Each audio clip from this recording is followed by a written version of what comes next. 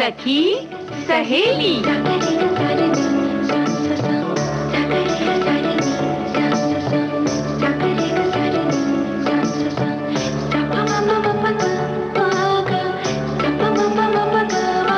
सखी सहेली।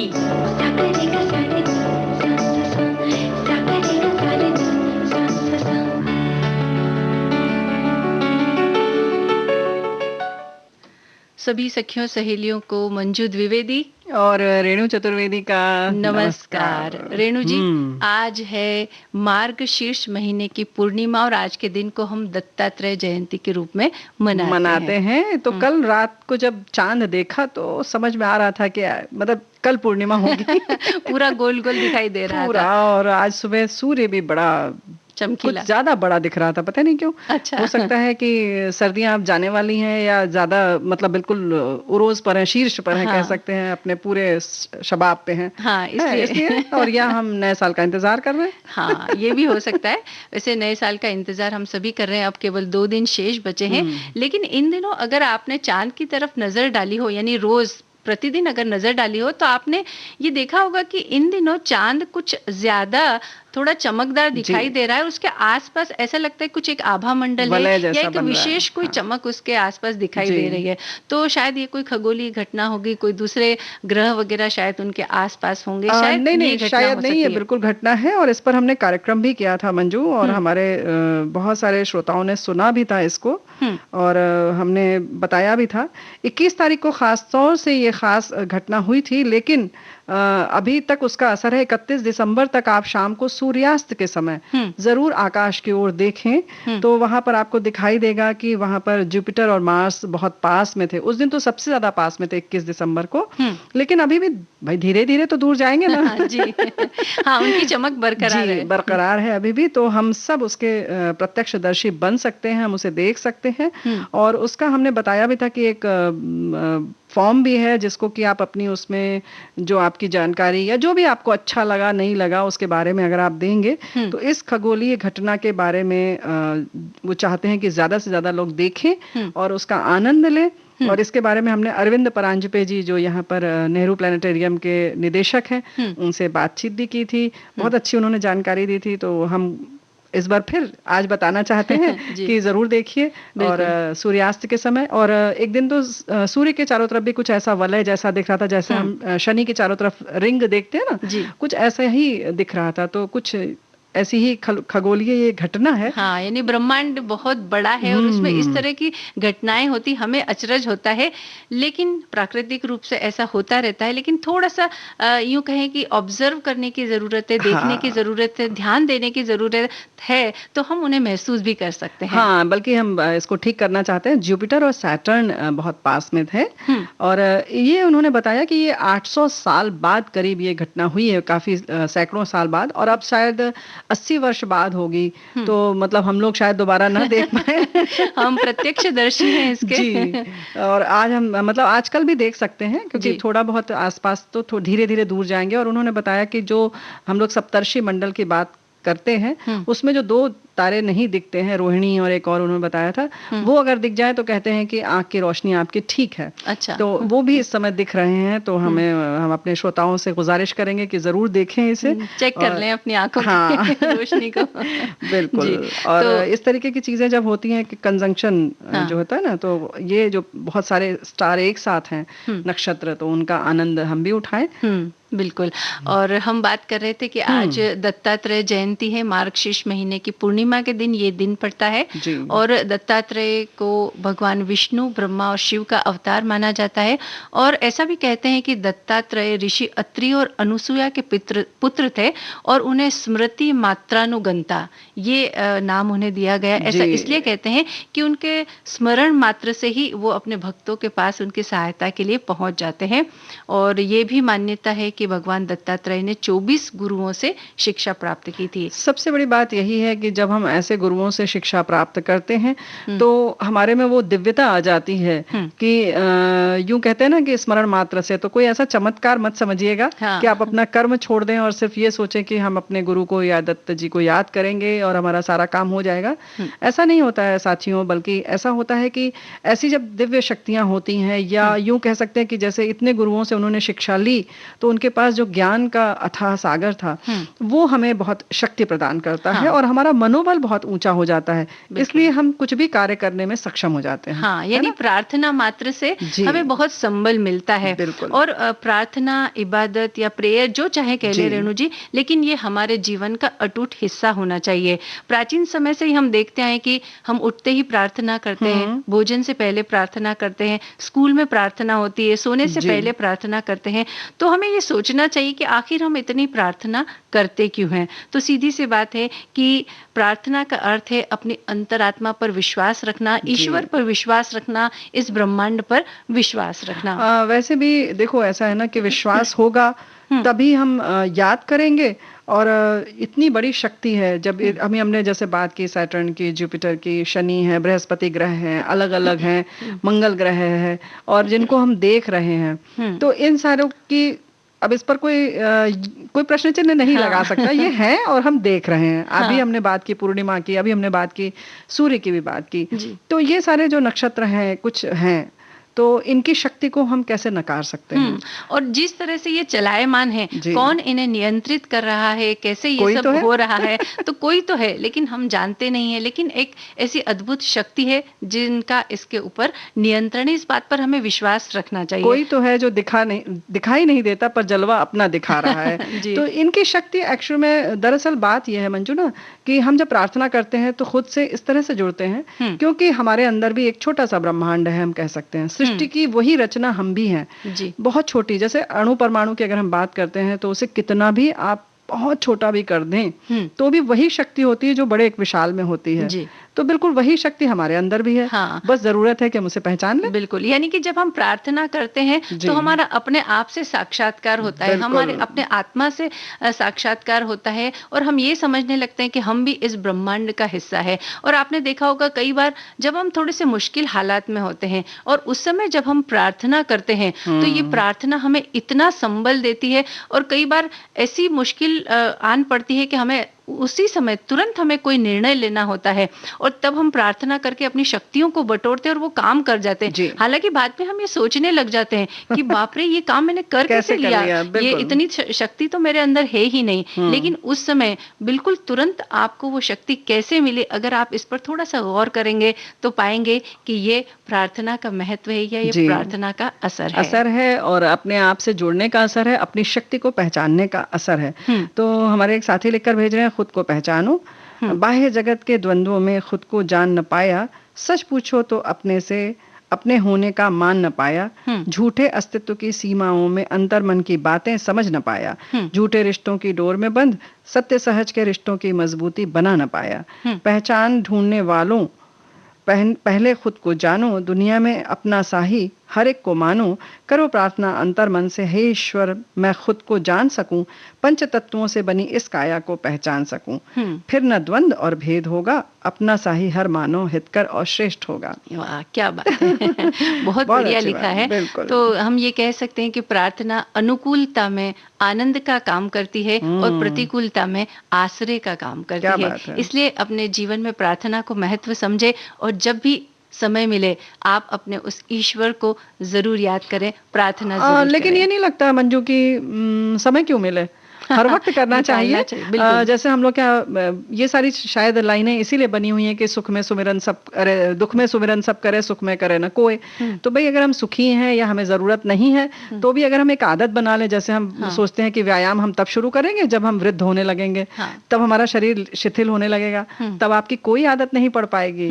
यही समय है, आप जब कम उम्र है तब आप शुरू कर दें। बिल्कुल रेणु जी, आदत से ज्यादा विश्वास की बात होती है। कई लोग विश्वास रखते हैं उस अदृश्य शक्ति भक्ति में उनका इतना अटूट विश्वास होता है कि वो ये सोचते हैं कि भले ही वो हमें दिखाई दे या ना दिखाई दे, लेकिन वो है ज़रूर। लेकिन कई लोग ये सोचते हैं नहीं, नहीं, जो हम कर्म करेंगे बस वही सब कुछ है और मेरा भविष्य या फिर मेरे हाथ में हाँ, वो सब मैं ही कर सकता हूँ, मेरे ही हाथ में है। कर सकता हूँ, जो करते हैं वो कहते हैं मैंने ही किया है। हाँ। ये बात वैसे सत्य है कि आप ही करते हैं, लेकिन कोई ना कोई जो है वो आपको चला रहा है। और इस कोरोना काल में तो बिल्कुल सब कुछ दिख गया कि जो हमने चाहा वो नहीं हो सका, और जो नहीं चाहा वो भी हो गया।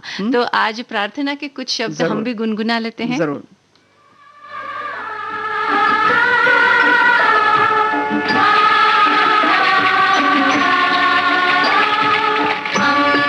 मन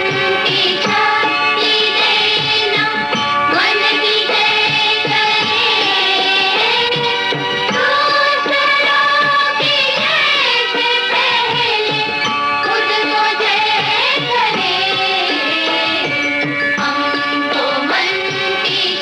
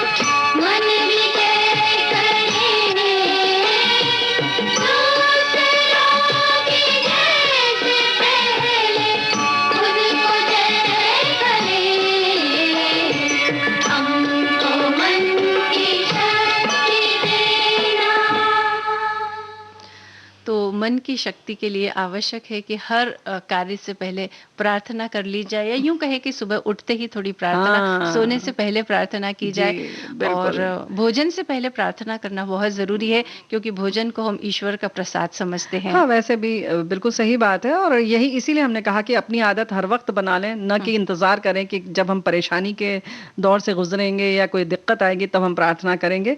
और प्रार्थना का एक तरीका ये भी है कि हम एक तरह से उनको मतलब आभार प्रकट भी करने का एक तरीका है, कृतज्ञता व्यक्त करते हैं हम इसके माध्यम से। तो जाहिर है कि जब हमें भोजन मिलता है तो ये सोचिए कि आज हमें ये 2 रोटी मिल गई, हम कितने सौभाग्यशाली हैं, और उस सृष्टि को नमस्कार करें, प्रणाम करें कि आपने हमें ये दिया। तो उसके लिए है ये सारी चीजें, इसीलिए है बस हर तरह से है कि आप शुक्रगुजार हो हर चीज के लिए, और विनम्रता का भाव हमारे अंदर बना रहे। बिल्कुल।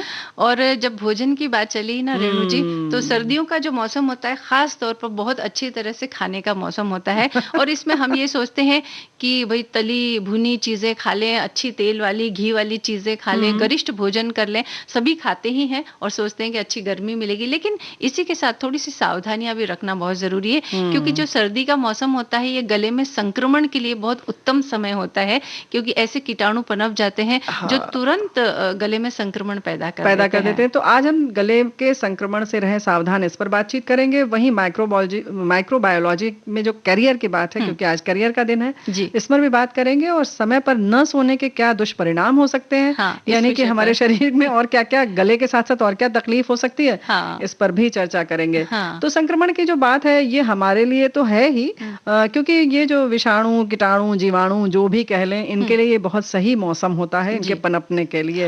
और वैसे भी आइसक्रीम आदि जो ठंडी चीजें होती हैं, इसमें ये सुषुप्ता अवस्था में रहते हैं, यानी डेड अवस्था में रहते हैं। लेकिन जब उन्हें ऐसे जब हम भोजन में और ग्रहण कर लेते हैं तो उन्हें एक सही जब तापमान मिल जाता है, वातावरण मिलता है, तो वो पनप जाते हैं और आक्रमण शुरू कर देते हैं हमारे गले पर, और गले में खिचखिच शुरू हो जाती है। बिल्कुल, आक्रमण, खांसी आना, गले में दर्द होना, और नाक बहना, और थोड़ा कान में दर्द, और इस तरह की कई सारी शिकायतें हमें हो जाती है।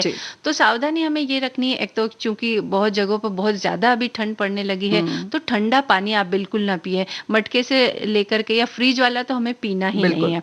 तो ठंडा पानी पीने से, आइसक्रीम खाने से, जैसा कि आपने कहा, उससे भी हो जाती है। या कई बार ऐसा होता है रेणु जी कि जैसे हम व्यायाम करते हैं, और व्यायाम करने के बाद थोड़ा सा पसीना आने लगता है, हम तुरंत ठंडा पानी पी लेते हैं, तो ये एक कारण है कि बहुत जल्दी गले में संक्रमण हो जाता है।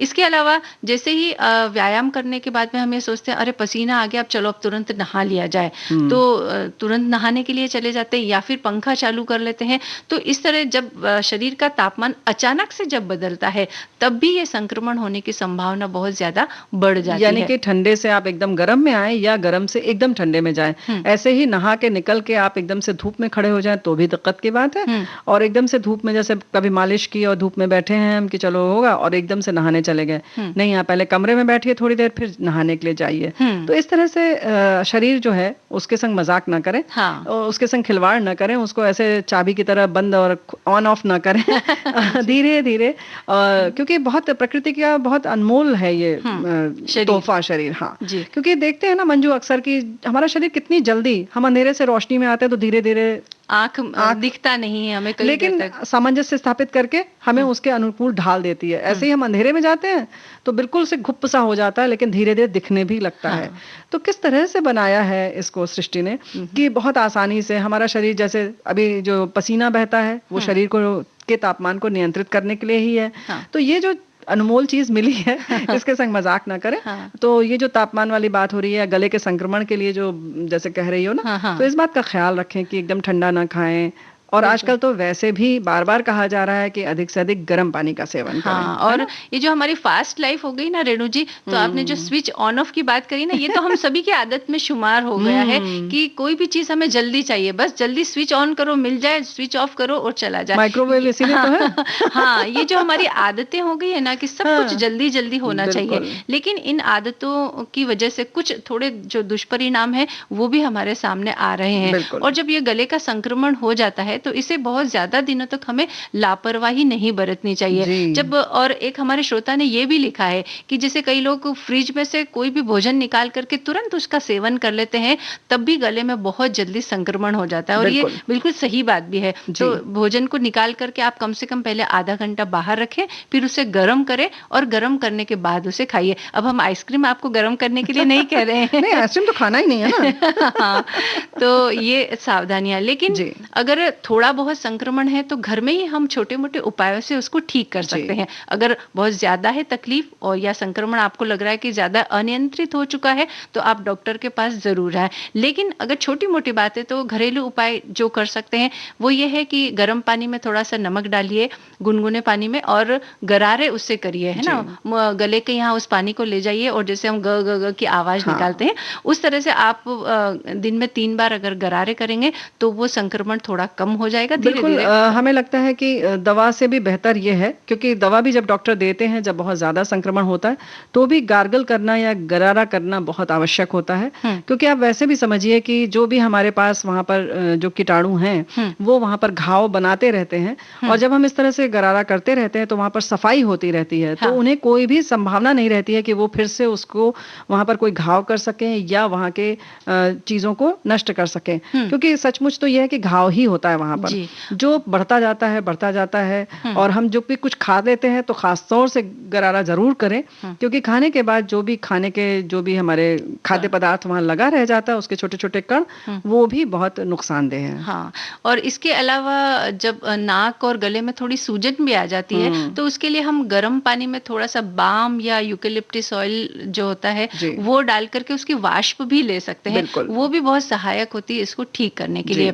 इसके अलावा थोड़े बहुत अगर आयुर्वेदिक उपचार की हम बात करें तो जैसे कि अदरक का रस और काली मिर्ची जो होती है उसे थोड़ा सा शहद में मिला करके उसे दिन में 3 बार चाटते हैं तो उससे भी थोड़ी सी ठंडा भी चाट सकते हैं, जैसे रस निकाला कूच के, या बच्चों को अगर देना है तो एक चम्मच में आप उसको थोड़ा सा गर्म कर लें अदरक को, और उसके बाद उसमें शहद मिलाकर चटा दें बच्चों को। वहीं अगर ऐसा है तो प्याज का रस निकाल कर भी उसको थोड़ा गर्म करके उसमें भी शहद मिलाकर लिया जा सकता है। आयुर्वेद की बात करें तो सीतोपलादी चूर्ण बहुत आसान होता है, और उसको भी शहद में लेकर जीभ पर लेकिन चाटें उसको, ऐसे खाने की ये चीज नहीं है। चाटने का उसका असर अलग होता है, सलाइवा में जब लगता है लार में तो उसका अलग असर आता है। तो इन सारी चीजों का ख्याल रखें और गले का ख्याल रखें। उसके साथ साथ एक बात और है, जैसे गार्गल करने की हम बात कर रहे हैं, गरारा करने की बात कर रहे हैं, तो उस समय एक सूती कपड़ा गले में जरूर लपेट लें, क्योंकि जब गर्माहट होती है वही फिर ठंडा गर्म बाहर का ठंडा वातावरण मिलेगा, तापमान, तो वो तकलीफ देगा बल्कि नुकसानदेह हो जाएगा। तो जिस समय गरारा करें या इस तरीके की कोई गर्म दवा खाएं तो गला जरूर लपेट लें, उसका बहुत आपको आराम भी मिलेगा। तो इन छोटी छोटी बातों का ख्याल रख करके और हम गले के संक्रमण से बच भी सकते हैं, और अगर हो भी जाए तो उसे भी हम थोड़ा सा उपाय करके उसको ठीक कर सकते हैं। लेकिन अगर आपको ऐसा लग रहा है कि तकलीफ ज्यादा है तो आप डॉक्टर से मिलें, और डॉक्टर जो भी आपको दवाई है जो सुझाव दे उन पर आप अमल करें। लेकिन साथ में ये सारी चीजें भी करते रहें, इससे फायदा भी होगा। अक्सर ऐसा भी होता है कि कुछ नहीं, अगर आप कहीं रास्ते में ऐसी जगह जहां आप अदरक का या किसी चीज का रस नहीं निकाल सकते तो एक छोटा सा अदरक का टुकड़ा और छोटा सा गुड़ का टुकड़ा आप मुंह में रख लीजिए। देखिए धीरे धीरे उसका रस अगर गले में जाता रहेगा वो भी लाभ देता है। और काली मिर्ची और थोड़ी सी शक्कर, जो बड़ी वाली शक्कर आती है, वो भी दोनों मिलाकर के चूसते हैं, मिश्री। हाँ, तो उससे भी गले को बहुत राहत मिलती है। तो एक आयुर्वेद में खदीरा दीवटी आती है, वो भी गले के लिए बड़ी अच्छी होती है। एक लवंगा दीवटी आती है, वो भी गले के लिए सहायक होती है। तो इन छोटे छोटे उपायों से, और खास तौर से बच्चे और बुजुर्गों का ख्याल रखना बहुत जरूरी है, क्योंकि उनकी जो रोग प्रतिरोधक क्षमता होती है वो थोड़ी कम होती है, और थोड़ी सी लापरवाही से उनकी तबीयत काफी ज्यादा खराब हो सकती है। तो उनका आप विशेष ख्याल रखें, और हम इस बात का ख्याल रख रहे हैं कि बातों के बीच संगीत का भी मजा लिया जाए।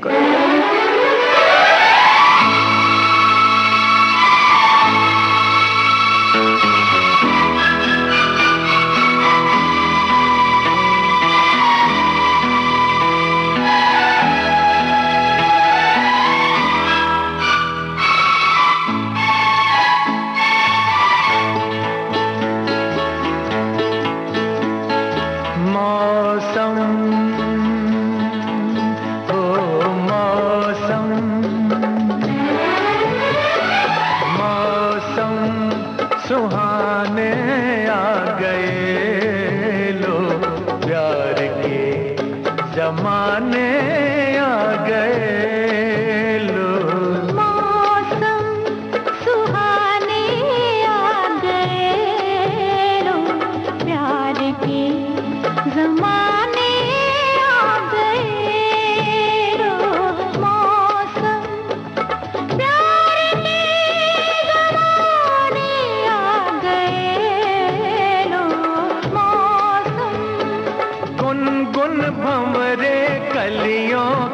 घूंघट उठाने आ गए मौसम।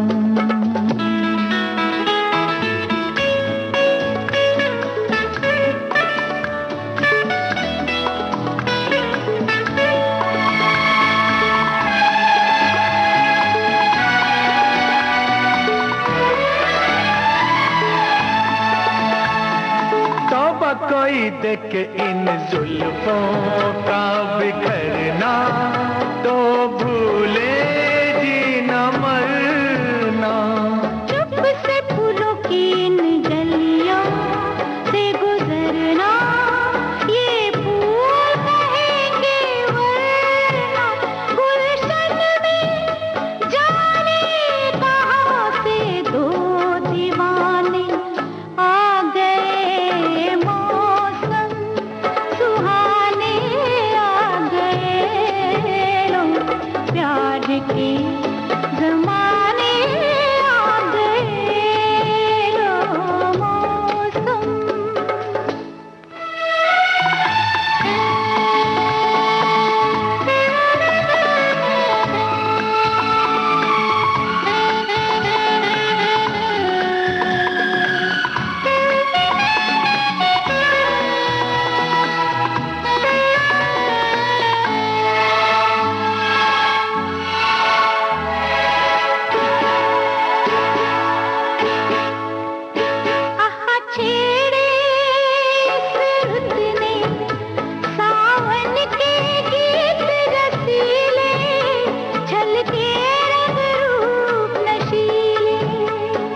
कितने भोले थे ये नैन तेरे शर्मीले, ये होंठ तेरे रंगीले। अब इनको कितनी बातें कितने बहाने आ गए मौसम सुहाने आ गए। लोग प्यार के जमाने आ गए। लो मौसम।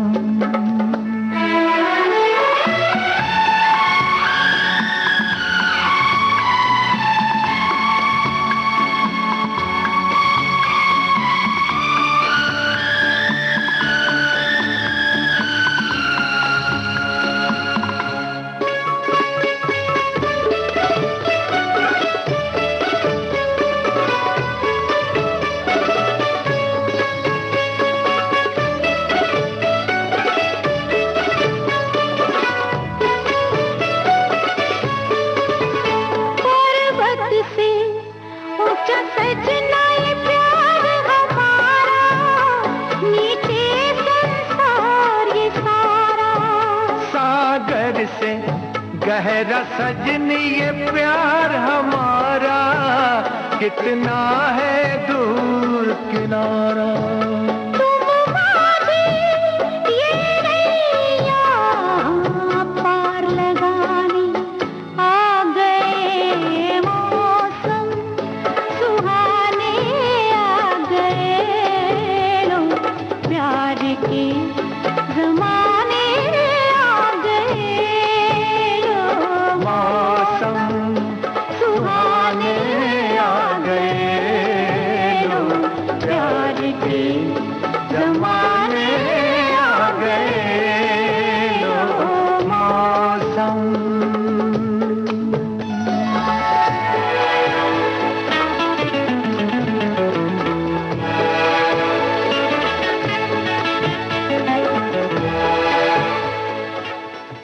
रेणु जी, मौसम तो सुहाने आ गए हैं लेकिन साथ ही साथ जो तकलीफें या जो बीमारियां इसमें हो सकती है, उससे अगर सावधानी बरती जाए तो मौसम का आनंद और ज्यादा अच्छे तरीके से हम ले सकते हैं। बिल्कुल, और हम तो यही चाहते हैं कि हमारे सभी दोस्त और श्रोता इसी तरह से मौसम का आनंद लें, स्वस्थ रहें, प्रसन्न रहें, हाँ, है ना? और नींद का जो महत्व होता है ना रेणु जी, मतलब मौसम का आनंद लेने के साथ साथ जो रात की नींद होती है उसका भी अपना एक बहुत ही ज्यादा क्यों महत्व आजकल होता है। दिन में धूप में वो कंबल लेके लेटने का मजा नहीं हाँ, लेना वो तो चाहिए? मैं वही कह रही हूँ ना वो रेणु जी। अतिरिक्त हो जाएगा, बोनस। वो अतिरिक्त हो जाता है, लेकिन जो रात की नींद होती है उसका महत्व क्यों ज्यादा है ये आज हम बताएंगे। जी हाँ, वैसे बिल्कुल। आजकल के बच्चों की एक बहुत बुरी आदत उनके अंदर पड़ गई है कि वो रात को बहुत देर तक जागते हैं। आपने देखा होगा जी हाँ। ज्यादातर बच्चे रात के 2 बजे के बाद ही सोते हैं। तब तक उनके हाथ में मोबाइल रहता है, या तो वो किसी से चैटिंग करते रहते हैं, किसी से बातचीत करते रहते हैं, या कोई और वजह भी हो सकती है। कोई बच्चे पढ़ाई की वजह से भी जागते होंगे। कुछ लोगों की नौकरी भी ऐसी होती है कि हाँ। उनकी नाइट ड्यूटी ही होती है, रात्रिकालीन वो सेवा में काम करते हैं, सेवा देते हैं। तो कुछ ऐसी भी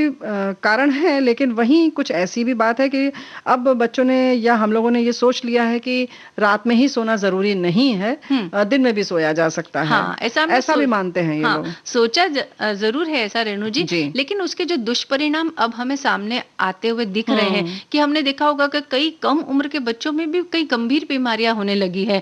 कि सबसे ज्यादा जो इसमें देखने वाली चीज है वो ये है कि वो डिप्रेशन में चले जाते हैं, या फिर नर्वस सिस्टम से नर्व संबंधित कोई बीमारी उन्हें हो जाती है। मोटापा तो लगभग ज्यादातर हाँ, सामान्य सी बात है।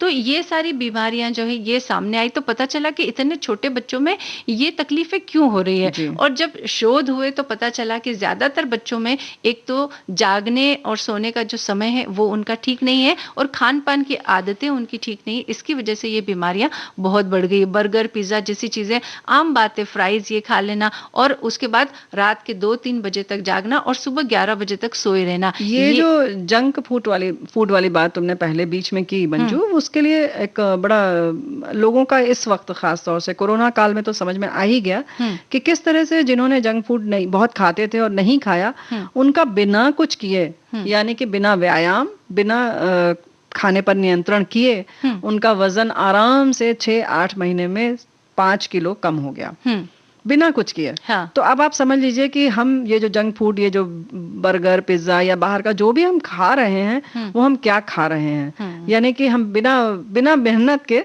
वजन बढ़ा रहे हैं। बिल्कुल, पोषक तत्व तो उनमें होते नहीं है, लेकिन वजन बढ़ाने वाले या फिर वसा बढ़ाने वाली चीजें इतनी ज्यादा होती है जो नुकसान करती है।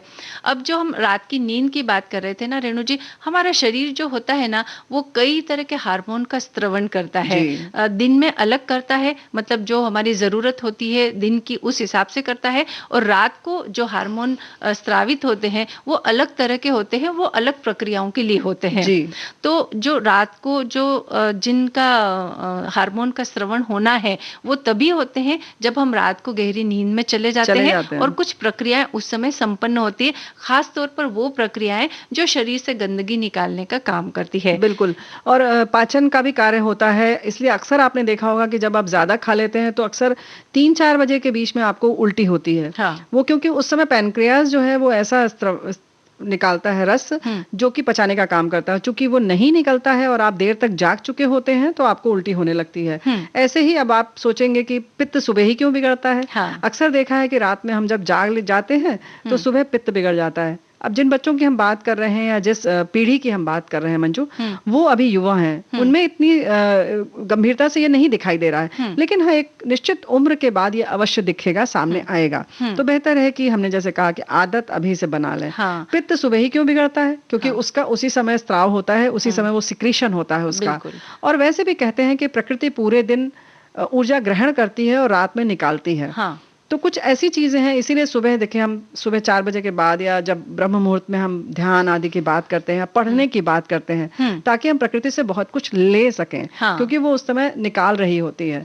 सूर्योदय के बाद वो ग्रहण करने लगती है। तो ये सारी चीजें, ऐसा नहीं है कि अब आप सोचिए कि दिन में आपने अंधेरा किया तो रात हो गई, नहीं, रात का एक अपना कार्य है, वो उसी के लिए बनी है सृष्टि में, वो इसीलिए है कि आप सोएं उसी समय। बिल्कुल, शरीर की अपनी एक प्राकृतिक घड़ी होती है, साइकिल साइकिल होता है जिसे हम सर्केडियन रिदम कहते हैं। जी। तो वो जो रिदम, वो ताल, वो लय जो होता है, जब आप सोते नहीं है, समय पर सोते नहीं है और समय पर जागते नहीं है, तो वो जो आपका लय है एक शरीर का या प्राकृतिक घड़ी जो है वो बिगड़ जाती है। बिल्कुल। और जब वो बिगड़ जाती है तो बहुत सारी समस्याएं खड़ी हो जाती है। अब आपको जैसे कि नींद नहीं आती है, डॉक्टर के पास जाते हैं और कहते हैं भाई मुझे नींद नहीं आती है। डॉक्टर पूछेंगे क्यों नहीं आती है, एक साधारण सबका जवाब होता है बहुत तनाव है, बहुत काम है, इसलिए नींद नहीं आती है।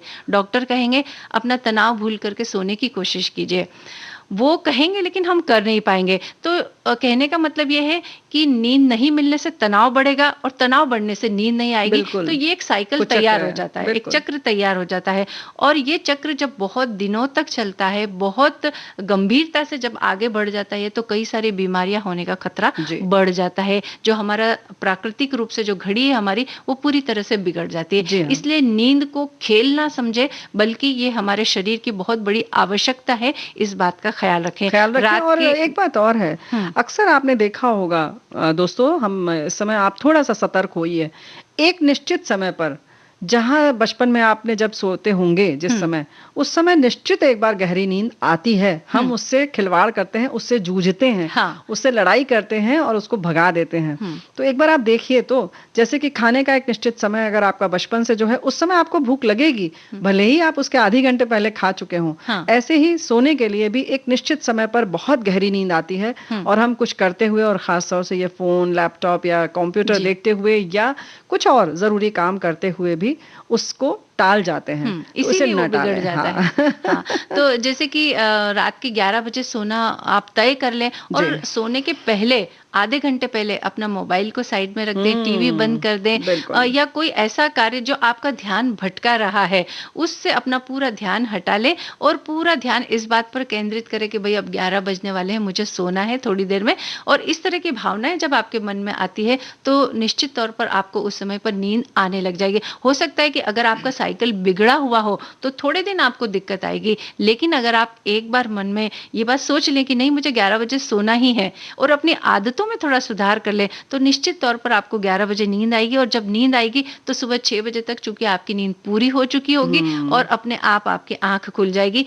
इस तरह से वो साइकिल फिर से थोड़ा सुधारा जा सकता है। एक बात और है कि ये आप सोचें कि हाँ 11 बजे आपको सोना है, उसके साथ साथ ये भी सोचें कि विचारों का बहुत असर पड़ता है हमारे मन पर। तो आप ये भी सोचें कि नहीं हमें नींद आ रही है। ऐसा मत सोचिए कि नहीं हमें तो नींद आती ही नहीं। इस बात को रटने के बजाय, बार बार दोहराने के बजाय, ये बेहतर होगा कि आप बार बार कहें कि नहीं हम तो 10 बजे सो जाते हैं। भले ही आप नहीं सोते हैं, लेकिन आप देखिए जैसे अगर आपने 11 बजे का निश्चित किया है या 10 बजे का निश्चित किया है, तो आप अपने मन को, शरीर को तो तैयार करिए ही बिस्तर पर जाने के लिए, लेकिन उसके साथ साथ आप आधे घंटे पहले से मन को भी तैयार करिए। नहीं हमें नींद आ रही है, हमको सोना है। तो इस तरीके का जब आप एक फीड देते हैं, जैसे कि हम कहते हैं ना कि एक विचार डाल दीजिए अपने मन में कि हाँ हम सोने जा रहे हैं और हमें नींद आ रही है जी। ये मत सोचिए कि आएगी, हम सो जाएंगे 11 बजे, नहीं। ऐसा भी मन में अगर विचार डालेंगे तो धीरे धीरे आपका शरीर वैसे ही कार्य करने लगेगा। तो ये बहुत महत्वपूर्ण क्रिया है सोना। बिल्कुल। और हम सभी के लिए 6 से 8 घंटे की नींद अनिवार्य होती है, और जब ये नींद पूरी नहीं हो पाती है तो इसके कई सारे लक्षण हमें दिखाई देते हैं। हाँ। सबसे पहली बात तो ये कि सुबह उठने के बाद सिर भारी रहता है, और हमें ऐसा लगता है हम सोए थे या नहीं सोए थे, पता ही नहीं चलता, क्योंकि नींद पूरी नहीं हुई है। दिन भर चिड़चिड़ापन बना रहता है, किसी भी काम में हमारा ध्यान नहीं लगता है, मन केंद्रित नहीं कर पाते हैं हम, और कई बार तो हमारी याददाश्त में कमी आ जाती है। धीरे धीरे उम्र के साथ एक निश्चित उम्र के बाद याददाश्त में कमी आती है। वहीं आपका तंत्रिका तंत्र भी असर करता है, यानी कि नर्वस सिस्टम पे भी उसका असर आता ही है। और उसके साथ साथ मतलब पाचन शक्ति भी बहुत कमजोर हो जाती है। और अगर आप देखें एक उम्र के बाद अगर आपको किसी वजह से जागना पड़ा, तो आप देखेंगे कि पूरा शरीर जैसे एक निश्चित समय के बाद बड़ा शिथिल सा लगने लगता है कि पूरे शरीर में जान नहीं है। बिल्कुल। और जो नौजवान बच्चे हैं उनके मुंह पर तो बहुत सारे मुहासे भी दिखाई देने लग जाते हैं, तो ये भी एक लक्षण है। तो इस तरह के लक्षण अगर दिखाई दें तो आप इन्हें नजरअंदाज ना करें और भरपूर नींद लेने की कोशिश करें। और जब आप सोने जाए तो उसके पहले एक थोड़ा सा निश्चित समय बना ले कि भाई मुझे कम से कम 7, 7:30 या 8 बजे तक भोजन कर ही लेना है। और भोजन करने के बाद थोड़ा टहलना, ये भी अच्छी नींद के लिए बहुत एक आवश्यक कार्य हो सकता है कि अगर आप खाने के बाद में थोड़ा सा घूम फिर आते हैं, अपने परिवार के साथ एक अच्छा समय बिताते हैं, जैसे कि वो कहते हैं ना कि प्यारा सा समय बच्चों के साथ में, बीवी के साथ में, या माता पिता घर में है तो उनके साथ में, तो वो जो क्वालिटी टाइम होता है वो भी अच्छी नींद में बड़ा सहायक होता है। तो इस तरह से एक आप चक्र बना ले और फिर देखिए कि आपके जीवन में जो भी तकलीफें हैं वो धीरे धीरे अच्छा, लेकिन एक बात और है मंजू, नींद के बारे में अगर हम वैसे गौर भी करें जरा सा, तो कितने आश्चर्य की बात है ना कि हमें नींद आ जाती है अपने आप और अपने आप खुल भी जाती है, बिना किसी के जगाए। तो जैसे अभी हमने पहले भी कहा कि हमारा शरीर जो है वो बड़ा चमत्कारिक टाइप का है, बहुत लगता है कभी कभी अगर आप सोचें तो लगता नहीं बड़ी जादुई सी चीज है ये नींद का आना और फिर अपने आप उठ जाना, तो सपने आना, तो इसका पूरा आनंद लीजिए। हाँ बिल्कुल, बड़ा मजा है। और सपने में तो हम बहुत सारी वो चीजें देख लेते हैं जो हम करना चाहते हैं या देखना चाहते हैं, ऐसे नहीं देख पाते, लेकिन सपनों में वो चीज हम देख लेते हैं। बिल्कुल, और निर्धारित से थोड़ा ज्यादा भी सो लेंगे तो कोई दिक्कत नहीं है। नींद चुराए, चैन चुराए, डाका डाले तेरी बंसी, हरे दिन दहाड़े, हरे दिन दहाड़े चोरी करे, रात भर जगाए, डाका डाले तेरी बंसी। हो नींद चुराए, चैन चुराए, डाका डाले तेरी बंसी।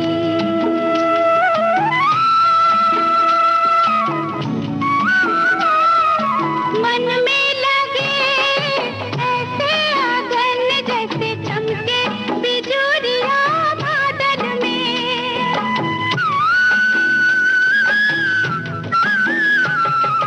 मन में लगे ऐसे आंगन जैसे चमके बिजुरिया बादल में, चुपके कभी ले जाऊंगी तेरी बंसी छुपा के आंचल में, काहे शाम ढले, काहे शाम ढले, कदम तले मुझको बुलाए, डाका डाले तेरी बंसी। नींद चुराए, चैन चुराए, डाका डाले तेरी बंसी।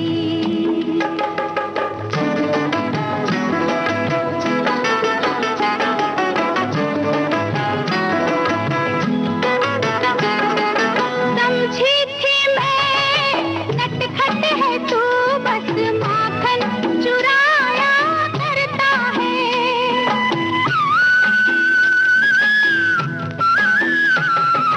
समझी थी मैं नटखट है तू, बस माखन चुराया करता है। दीवानी मैं ना जानी तू काहे पनघट पे आया करता है। मुझे लाज आए,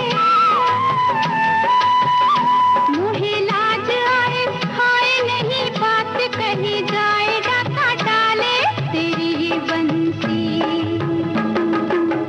नींद चुराए, चैन चुराए, डाका डाले तेरी बंसी।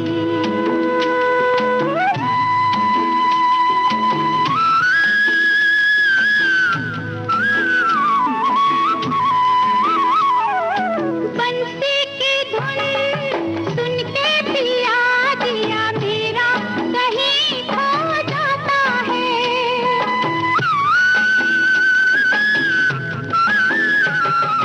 बंसी की धुन सुन के पिया दिया मेरा कहीं खो जाता है।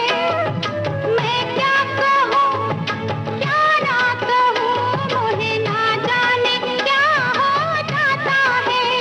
गीत प्रीत भरे, गीत प्रीत भरे, गाए सुध बुध बिसराए, डाका डाले तेरी बंसी। नींद चुराए, चैन चुराए, डाका डाले तेरी बंसी, अरे दिन दहाड़े चोरी करे, रात भर जगाए, डाका डाले तेरी बंसी।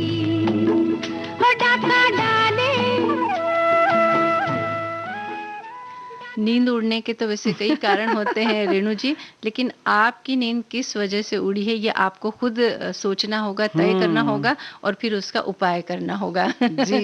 है ना? अब आज मंगलवार है रेणु जी और हम करियर से जुड़ी हुई बातें करते हैं। तो माइक्रोबायोलॉजी में करियर आप किस तरह से बना सकते हैं ये आज हम अपनी सखियों और श्रोताओं को बताएंगे। तो लगातार विकसित हो रहे माइक्रोबायोलॉजी की फील्ड में अच्छा करियर है।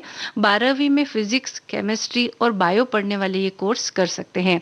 लेब्स में किसी सूक्ष्म बैक्टीरिया का अध्ययन करने से लेकर किसी नए टीके के असर मापने के लिए किए जाने वाले क्लिनिकल ट्रायल्स तक में माइक्रोबायोलॉजिस्ट की विशेष मांग रहती है। और बायोलॉजी की इस विशेष शाखा में ऐसे लोगों की खास मांग होती है जो पूरे ध्यान के साथ अपने माइक्रोस्कोप के लेंस के नीचे पड़े सूक्ष्म जीवों का अध्ययन कर सकते हैं। यानी कि बहुत ज्यादा आपको मतलब ध्यान केंद्रित कर सके और मन विचलित न हो, ऐसे लोग ही इसमें जाएं तो ज्यादा बेहतर है, क्योंकि इसमें घंटों घंटों माइक्रोस्कोप से आपको इन सूक्ष्मदर्शी यंत्र से उनको देखना होता है और उनका विश्लेषण करना होता है। अगर हम बात करें तो टीका और ये सारी चीजें हैं सब माइक्रोबायोलॉजी की ही देन है।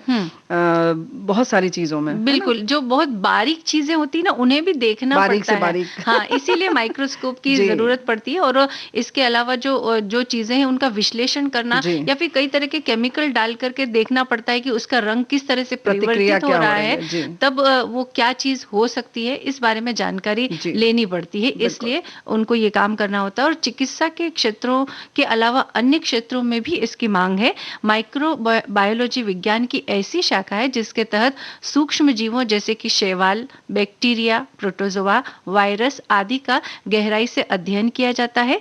माइक्रोबायोलॉजी आज मेडिकल के फील्ड की एक अहम जरूरत है और रुचि होने पर हम इस क्षेत्र में अपना करियर बना सकते हैं।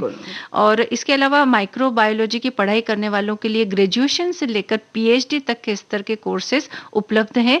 एमएससी में माइक्रोबायो की विभिन्न शाखाओं में अध्ययन किया जा सकता है और जो शाखाएं वो ये हैं: applied microbiology, medical microbiology, food microbiology, industrial microbiology और जेनेटिक्स। इन शाखाओं में हम पढ़ाई करके अलग अलग क्षेत्रों में अपना करियर बना सकते हैं। इसमें बहुत आगे और भी तरह से अगर आपकी इच्छा है तो और अधिक शोध कर सकते हैं। या अभी एग्रीकल्चर की हम बात करें तो कृषि में भी इसका बड़ा योगदान है। वहीं अगर हम दुग्ध की बात करें, दूध उत्पादन आदि में भी इनका ये जो हम जो भी टेस्ट करते हैं सिर्फ ये माइक्रोबायोलॉजी की वजह से ही सब करते हैं। तो इन सब चीजों में भी अलग अलग शाखाओं में इनका हमें जरूरत पड़ती है। जी, और इसके लिए जो योग्यता होती है वो इस प्रकार है। माइक्रोबायोलॉजी से जुड़े कोर्सेज के लिए जरूरी है कि 11वीं और 12वीं में फिजिक्स, केमिस्ट्री और बायोलॉजी की पढ़ाई की हो। यूनिवर्सिटीज में माइक्रोबायोलॉजी में बीएससी पास और ऑनर्स दोनों कोर्सेज चलाए जाते हैं और इनमें प्रवेश अक्सर मेरिट के आधार पर होता है। जो अवसर इससे हम प्राप्त कर सकते हैं वो है माइक्रोबायोलॉजी की पढ़ाई करने वालों के लिए clinical research, medical, pharmaceutical, agriculture, nano technology, dairy, इन क्षेत्रों में उनके अवसर हैं। तो जहां भी आप जिस क्षेत्र में रहते हैं वहां जो भी शाखा ज्यादा कार्यरत हो वहां उसमें आप काम कर सकते हैं। बिल्कुल, लेकिन वही बात है कि जो हम लोगों ने जैसे बोला कि बहुत ही अगर आप स्थिर होकर बैठ सकते हो तभी इस करियर को आप चुने तो ज्यादा बेहतर रहेगा, क्योंकि इसमें चंचल मन वाले लोग नहीं स्थिर रह सकते, क्योंकि सच में बहुत घंटों और बहुत सूक्ष्मदर्शी यंत्र। माइक्रो का मतलब ही यही होता है ना रेणु जी, माइक्रो मतलब बहुत छोटी नहीं, तो ऐसा सोचेंगे ना कि बहुत छोटी सी चीज देखी और निकल ली है, ऐसा नहीं होगा। उसमें बहुत देर तक उसका अध्ययन करना होता है और बहुत सारे संस्थान हैं जो ये करवाते हैं। तो इसमें पटना यूनिवर्सिटी है पटना में, एमएस यूनिवर्सिटी है वडोदरा में, बनारस हिंदू यूनिवर्सिटी बनारस में है, वाराणसी में विद्यासागर विश्वविद्यालय है जैसे, और ऐसे ही सब मेडिकल कॉलेजेस हैं जैसे कि बेंगलुरु में है ना, क्रिश्चियन मेडिकल कॉलेज बेंगलुरु में है। बिल्कुल, और doctor B Lal institute of biotechnology ये भी है। और भी आपके आसपास के कौन से संस्थान है वो आप इंटरनेट पर सर्च करके देख सकते हैं, पता लगा सकते हैं और इस क्षेत्र में अपना करियर बना सकते हैं। दिल्ली है जैसे कि और जबलपुर और भी बड़े शहरों में बहुत सारी जो यूनिवर्सिटी हैं, जयपुर की यूनिवर्सिटी है, इन सब में इस तरीके के कोर्सेज किए जाते हैं। और भी नई बहुत सारी शाखाएं, हमें लगता है कि आप पढ़ाई तो करें, देखिए और भी बहुत सारी नई शाखाएं निकल आएंगी। जी।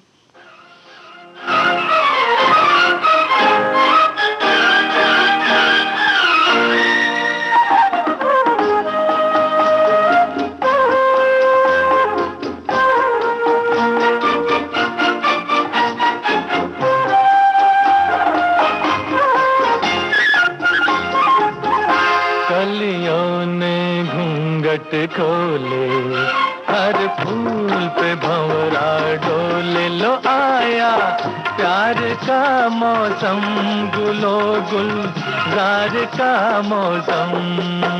कलियों ने घूंघट खोले, हर फूल पे भंवरा डोले।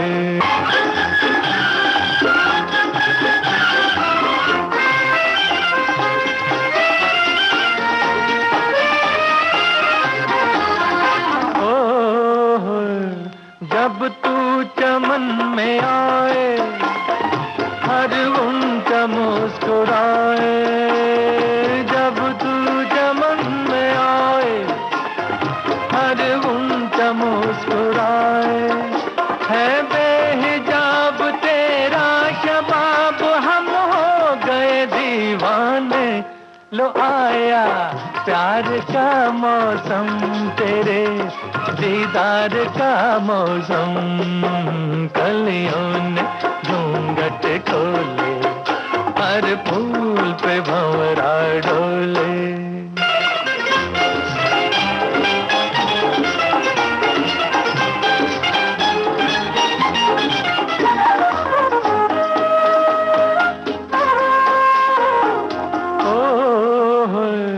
हर सू तेरा नशा है, हर जरा पी रहा है। हर सू तेरा नशा है, हर जरा पी रहा है। तू आफताब जामे शराब, रोशन हुए मैं खाने। लो आया प्यार का मौसम, विसाले यार का मौसम। कलियों ने घूंघट खोले, हर फूल पे भंवरा डोले।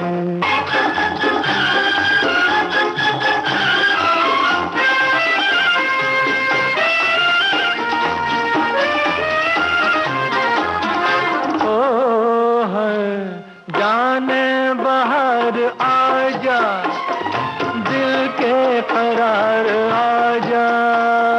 जाने बाहर आजा, दिल के करार आजा। ये शब ये ख्वाब ये माहताब, अब तो लगे तड़पाने। लो आया प्यार का मौसम, मेरे दिल दार का मौसम। कलियों ने घूंघट खोले, हर फूल पे भंवरा डोले। क्या बात है रेणु जी। मतलब कितना अच्छा विवरण था ना इसमें कि कलियों ने घूंघट खोले, यानी फूल जब खिलते हैं तो किस तरह से खूबसूरत लगते हैं ना। और भाई ऐसा है ना कि ये तो देखो इस वर्ष का आखिरी मंगलवार है, हाँ। और कल बुधवार हो जाएगा, उसके बाद टाटा बाय बाय। हाँ। लेकिन इसके लिए विविध भारती बहुत सारी तैयारियां कर रहे हैं, और विविध भारती में आप कल यानी कि जो कुछ बातें कुछ भी गीत होगा 31 तारीख को। 31, आज तो 29 तारीख है। अच्छा हाँ, परसों तो परसों यानी कि 31 दिसंबर को हम बहुत खास प्रोग्राम लेकर आएंगे। कुछ बातें कुछ गीत सजीव तो होता ही है, लेकिन फेसबुक पर भी सजीव आप देख सकेंगे उसे। उसके साथ साथ हो सकता है हम 1 तारीख का भी कुछ बातें कुछ गीत फेसबुक पर सजीव करें। वहीं हम सखी सहेली कार्यक्रम में एक नाटक लेकर आएंगे और उसको सजीव फेसबुक पर करेंगे, और नाटक भी सजीव प्रसारित करेंगे। तो उसका आनंद उठाइएगा। तो कुछ और भी बदलाव आ सकते हैं या कुछ नए कार्यक्रम भी हो एक सकते सेलिब्रिटी हैं। एक हम गायिका को बुला रहे हैं, कोशिश कर रहे हैं कि वो आ जाए।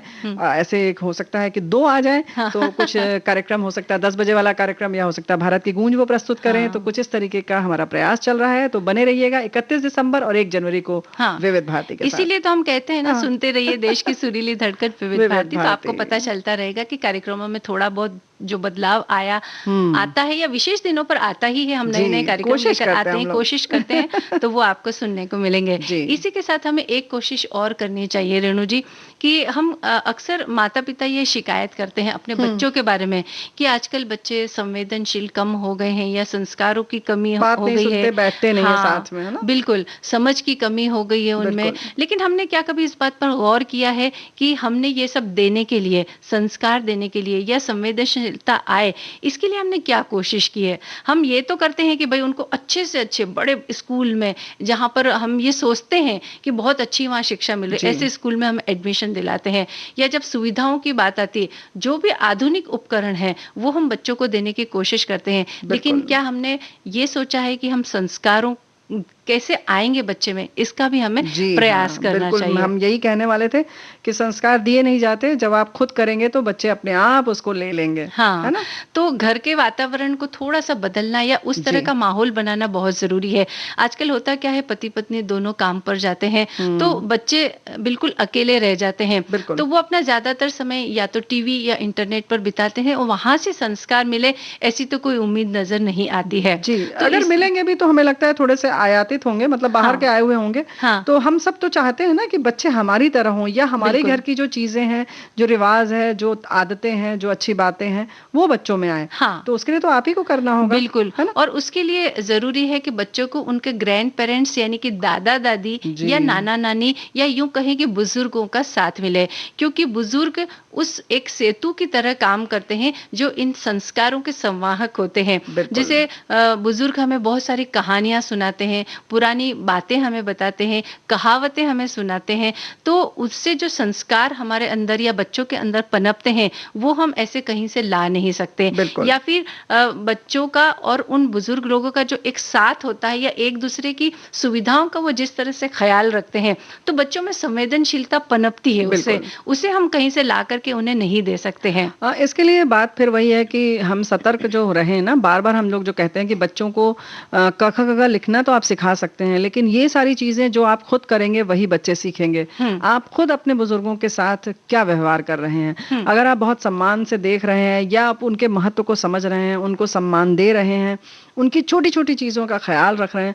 छोटी चीजों का ख्याल ये नहीं है कि आपने उनके लिए शॉल खरीद के लिया या एक साड़ी खरीद के लिया या जूता खरीद दिया या पैंट खरीद दिया, नहीं। उनके साथ 5 मिनट बैठना, हो सकता है कि उन्हें वो चीजें नहीं चाहिए, लेकिन आपने कहा रे हमने आपके बाथरूम में गीजर लगवा दिया है, टाइल्स लगवा दिया, नहीं। हो सकता है कि उन्हें सब कुछ के अलावा चाहिए ये कि आप 5 मिनट बैठ जाएं। हो सकता है वो चाहते हो एक बार गले लगा लो उन्हें। तो ये सारी चीजें आप कर रहे हैं क्या? जब उनके आप दिल की बात सुन ली जाए। कई बार क्या होता है ना, बढ़ते हुए बच्चों की बहुत सारी समस्याएं होती हैं, जब तक उनकी समस्याओं को कोई सुनने वाला नहीं हो, समझने वाला नहीं हो या उनका समाधान करने वाला कोई नहीं हो, तब तक बच्चे अपने आप को बहुत यूं कहते हैं ना इनसिक्योर महसूस करते हैं, यानी सुरक्षा, उन्हें ऐसा लगता है कि मैं सुरक्षित नहीं हूं। और जब बहुत दिनों तक ये सिलसिला चलता रहता है तो बच्चों को अकेलापन बहुत भाने लगता है, या फिर नकारात्मक सोच उनको घेर लेती है, डिप्रेशन उन्हें आ घेरता है। तो ऐसे में जब बुजुर्ग कोई घर में होते हैं उनके साथ में, तो वो उनकी भावनाओं को बांट लेते हैं, या फिर अगर कुछ समस्या है तो वो सही रास्ता दिखा लेते हैं। तो इस तरह से बच्चों को एक ऐसा प्लेटफॉर्म मिल जाता है जहां उनकी बातों को कोई शेयर करने वाला है, समझने वाला है, और जो कहानियां और जो कहावतें या इतिहास जब वो लोग बताते हैं तो उसमें बहुत सारी ऐसी जानकारियां उनको मिलती है जो उन्हें और कहीं से नहीं मिल सकती। और इसके अलावा जो नायक होते हैं कहानियों के, वो अपने आप को वैसा चरित्र बनाने की कोशिश करते हैं। बिल्कुल, और कहानियां ऐसे देती हैं संस्कार जो पता भी नहीं चलती। उस समय उन्हें ये नहीं समझ में आता कि हम कुछ सीख भी रहे हैं। वो सोचते हैं सिर्फ कि हमारा मनोरंजन हो रहा है, हमारा सिर्फ और सिर्फ मनोरंजन हो रहा है, जबकि वो अप्रत्यक्ष रूप से बहुत चीजें सीख जाते हैं या उनके अंदर प्रेषित कर दी जाती हैं, डाल दी जाती हैं। तो एक बात ये भी है, और वहीं ये भी है कि जैसे अगर हम सोचें कि हम लोग हैं, तो ऐसा नहीं होता है। माता पिता का एक अलग स्थान है, एक अलग सम्मान है, एक अलग स्थान बिल्कुल है। उनसे बात करना अलग बात होती है, और दादी नानी और दादाजी से बात करना बिल्कुल अलग बात होती है। ऐसे ही बुआ चाचा लोगों से बात करना अलग बात होती है, अपने मित्रों से बात करना अलग बात होती है। तो आप ये नहीं कह सकते कि अरे दोस्तों से कह सकते हो, हमें क्यों नहीं कह सकते?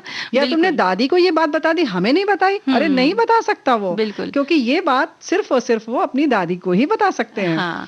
और माता पिता जो होते हैं अक्सर क्या सोचते हैं कि भाई बचपन में जो चीज हमें नहीं मिली वो हम सब चीजें अपने बच्चों को दे दें, कि भाई आप यानी कि जो लग्जरी की जब बात आती है तो वो सोचते हैं हमारे बचपन में हमको ये नहीं मिला, वो नहीं मिला, लेकिन हम अपने बच्चों को इन चीजों की कमी नहीं होने देंगे। हम दोनों कमाएंगे, बहुत पैसा कमाएंगे और हमारे बच्चों को वो सब चीजें देंगे। लेकिन हम ये भूल जाते हैं कि बचपन में जो चीजें हमें मिली है, क्या वो हमने बच्चों को दी है? हमारा एक भरा पूरा बचपन था, उसमें बहुत सारे दूसरे कैरेक्टर थे जो हमारे साथ थे, जिनसे हमने बात की, जिनसे हमने कहानियां सुनी, जिनसे हमने संस्कार पाए, जिनसे हमने अपने परिवार की पुरानी जानकारियां, प्राचीन जानकारियां जो हमने हासिल की, क्या हमने ये कोशिश की है कि हमारे बच्चों को वो मिले?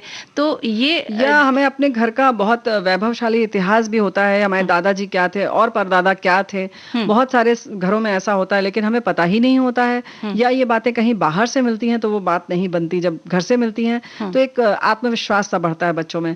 तो दादी बाबा जो हैं हमारे, जो कह सकते हैं ना कि हमारे अनमोल रत्न हैं, तो इनके साथ बच्चों को बैठने दें। बिल्कुल। और अब हमारे पास बैठने या बतियाने का वक्त नहीं है रेणु जी, घड़ी की सुइयों ने हमें इशारा किया है। आज का कार्यक्रम हम यहीं समेटते हैं, तो अब इजाजत दीजिए आप सभी को। मंजू द्विवेदी और रेणु चतुर्वेदी का नमस्कार।